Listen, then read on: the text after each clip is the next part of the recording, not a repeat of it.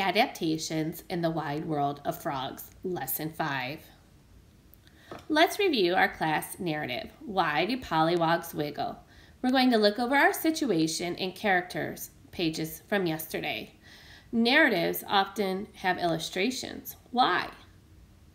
Right, because it helps us tell more about the story. On a blank piece of paper, do a quick sketch for either to establish the situation or introduce the character pages. We will share them later. So let me go to Keynote and we will open that up.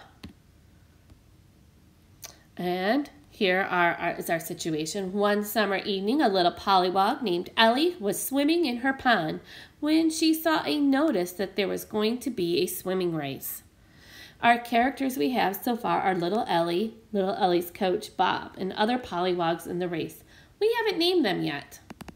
Okay, let's go back to our PowerPoint. So our learning target. I can write the middle of a porpoise tale that develops the sequence of events that unfolds naturally and shows the response of characters to the situation. Can you say that back? I can write the middle of a porpoise tale that develops a sequence of events that unfolds naturally and shows the response of characters to a situation. How do authors show the sequence of events in a story? Right, through words, through transition words. Like first, next, then, and last. How do authors show how characters respond to situations and events in the narrative? Yeah, through their speech, right? And we might often see quotation marks around things that they are saying. Why the poison dart frog is so colorful. Look at pages 12 through 15 in our EL workbook, the white and purple. We'll analyze this model over several lessons and understand what makes a strong narrative.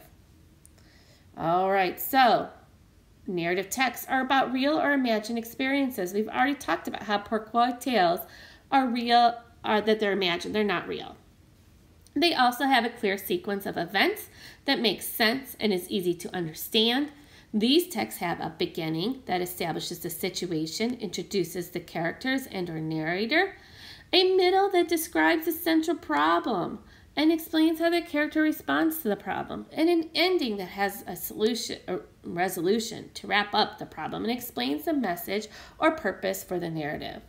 So, let's talk about the problem in our story right here. So this would be page 3 where the cloud is. And it says, one day Rana was playing a hunting game with his frogs. He accidentally knocked over one of the torches that lit up the cave. The torch fell onto the dry grass Rana used and set it on fire. So what was the problem? Right, the bed caught on fire because the torch knocked over. And what is the author using to show the sequence of events? Well, right there it starts off with one day Rana. And what is the character doing, thinking, or saying? Well, let's go on to page 4 so we can look at that. Look at Rana saying, help, please help me, right? And page 3, he was playing, right, and he lit the cave on fire. So we're going to draft the middle of our class porpoise tale. So you need to go back into your page 10 and 11 in your workbook, and we're going to look at the narrative part. So if you go into Seesaw, here it is, and here's our narrative. And our problem was little Ellie is a slow swimmer. And we're going to use our sequence words of first, second, next, then, and last to start writing. And remember, you can press pause at any time if you need a little bit longer on each page. All right, so you are looking at these pages that we did, and I just showed you on Seesaw where we did that as a class.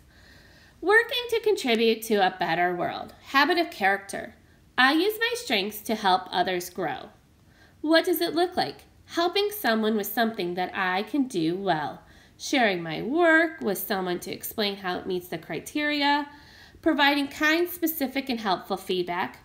What does it sound like? I think I can help you with that. Is there anything I can help you with? I can see how your work meets this criteria, but have you thought about? Okay, so right in the middle of our class narrative, why do pollywogs wiggle? So let's remember our linking words, clear sequence of events. Okay, and let's go ahead and read what our class wrote about today. So let me go back into our keynote.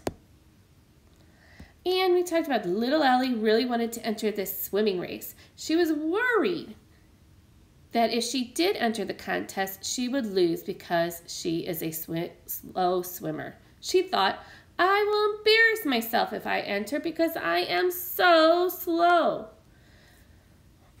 So we will continue to build off of this story later. But that's where we got through today. So we are looking at these pages. And now you're going to begin writing your own personal Porkway tale. And you'll see pages like that on, oops, I hit the wrong one, on 18 and 19. So our new why. We're going to record a new question today, one you will write about for your own Porkway tale. So you're going to see that graphic organizer right here that we've done many times, but there's a new one on 18 and 19. And write this question in the point box of your narrative planning page. What is your new why? Remember, this is your own question, not something that we did as a class. Okay, we will use the rest of our time to plan our own Porkway tales using our new why question. So all I want you to do is work on this first column today where it says beginning. Again, I know I went really fast through this, but if you have any questions, feel free to dojo me and I will help you out. Get this done on Seesaw and submit it, or for this part, you're only going to draft it and not submit it because we're only on the beginning.